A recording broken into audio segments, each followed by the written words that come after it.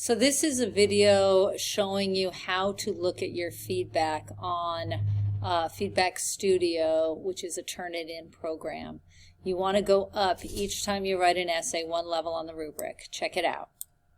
So that's the text comment is my general comments on the assignment, and usually I'll give you one positive and then I'll give you one step for the next assignment. So here, Caleb weighed the benefits with the negative impacts, and on the next essay, he needs to include more pieces of evidence and leave the reader with a question. So those were the general tips for him. And then if he clicks on View Rubric, he'll see exactly where he is on the rubric. And in this class, I expect you by the end of the trimester to get to a proficient level, which is a level 3. And you'll see here, proficient is level 3. And then there's actually that other comment column to the left of it that says advanced.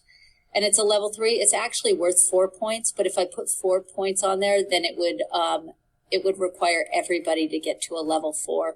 But if you're at a level 3 and you're proficient, you want to work towards a level 4 advanced level, which is more like an honors level of work. So for each one of these, for your claim on this particular essay was worth 20%. Your analysis was worth 40%.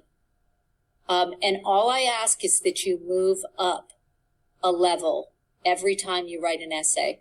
So if you are emerging, which is a level 1, when you do your pre-assessment, then I expect you to get to a developing level for your second assessment. And if you're at a developing level, then I expect you to get to a proficient level.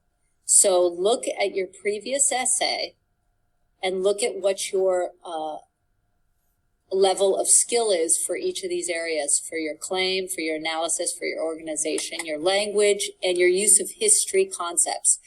And then look at the tips in the rubric for how to get to the next level.